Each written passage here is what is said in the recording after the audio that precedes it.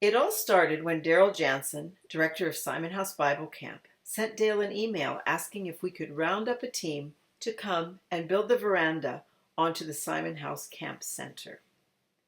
Bert and Doreen Worms accepted our challenge to head up this important building project. And before we knew it, they had invited 6 other friends to join us. With Dale and I, that made a team of 10.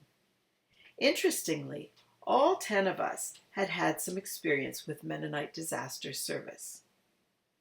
6 of us arrive at Simon House early evening, Monday, May 16. We survey the land, size up the project, and enjoy the first of our Simon House sunsets. Evening comes that first night, and it is very good. Tuesday, we begin with a great breakfast, devotion, prayer, and enthusiasm.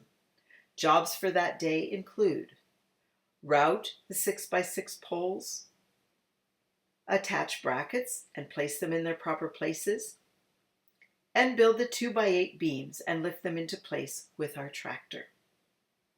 It's a day filled with lots of challenges.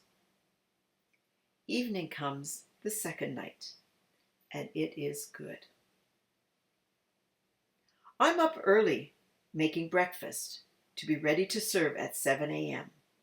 We enjoy the fresh coffee, waffles, devotional, and head out the door to our veranda project. We saw and lift the rafters into place. Bert doesn't have enough jobs for everyone, so some sit and talk while others rake and sweep the forest floor. We work together to move the veranda project along. Coffee breaks give occasion to laugh and hear each other's stories. We discover that we are all real people with real faith and real life experiences, some sad and some wonderful. Evening comes the third night, and it is good. It's Thursday now. We enjoy breakfast, devotional, prayer, and then listen to Bert explain our jobs for the day. We have begun to find our work and team stride. Bert is in the divide and conquer mode.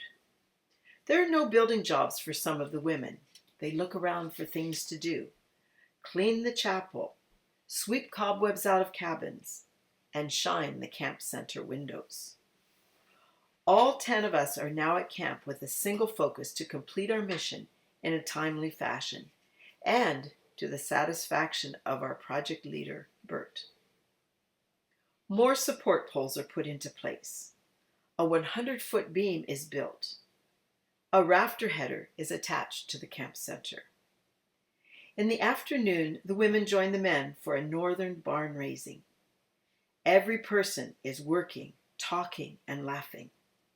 John became known as the man who had simple answers for complex problems. Minor accidents happen. Dale's finger gets pinched between sheet metal roofing and rafter support. 2 women take a closer look at ground zero. But our prayers for safety each day are answered, and no one is seriously hurt.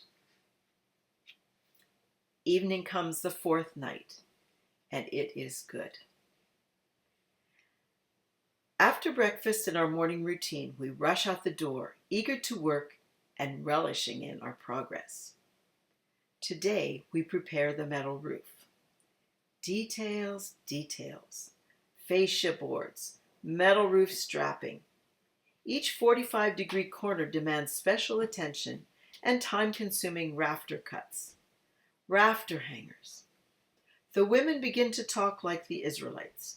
Oh, remember the palm hammers we had in Egypt. Actually, it was at an MDS project in Texas. Dale tells me that I'm doing a marvelous job keeping everyone well fed with 3 meals a day and timely snacks. Finally, all the prep work begins to pay off. We begin to put the forest green metal roofing into place. Lots of progress can be seen this day. Evening comes the 5th day. and it is good. We are all aware that the Lord is shining down on our building project. The weather is fantastic, sunny, warm, and the wind is breezy to a strong wind. The metal roof is progressing quickly, 38 inches with each panel. The veranda is beginning to show its desired effect. Northern Bible Conference is now in full swing, and I have some spare time to pose as manual labor. Dave Coop joins us for 2 days, moving around like a monkey on that roof, and makes a good contribution to our building project. Evening comes the 6th day, and it is good. Yea, for the Lord's day. Our bodies and souls are refreshed, spiritually, physically, and emotionally. Evening comes on Sunday, and the rainbow reminds us of God's presence and promises. It's Monday, and eager to finish off our mission, we storm out the camp center to work that morning. Finish off the metal roofing. Use the grinder to cut 45-degree angles. The materials pile continues to shrink. And it's time to say goodbye to Dennis and Marion, and later, John and Ruth. We are down now to 5 workers plus me, the cook. We are tired, but we're on the home stretch, so it's okay. Evening comes the 8th day, and it is good. With the end in sight, we eat breakfast with joy. Finish the metal roofing before lunch. Back to the small details, fascia work, cap the corner angles. Waterproof the metal to the building. We are almost finished. Cut the pole supports.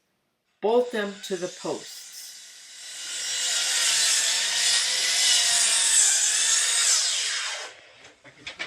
Oh yeah.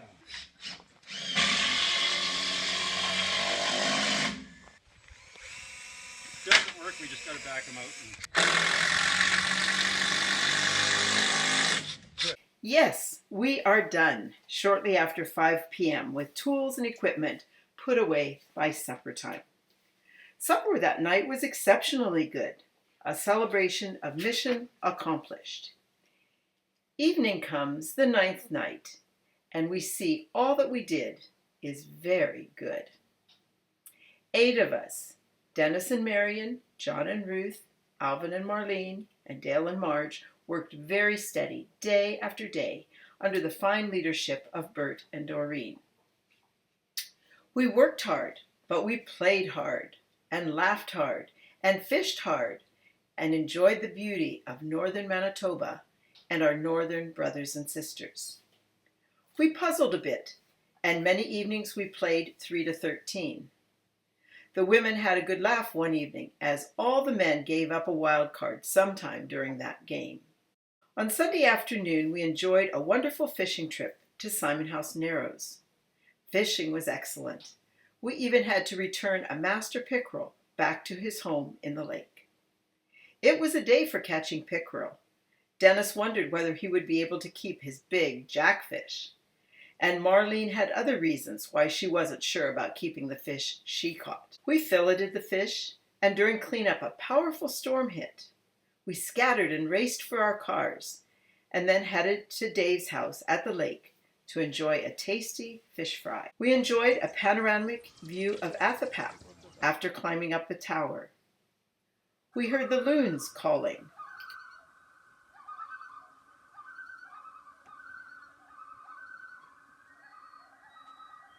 And we enjoyed interacting with our northern Mennonite churches. Simon House Bible Camp, a special place for families and kids in northern Manitoba, pointing lives to Jesus.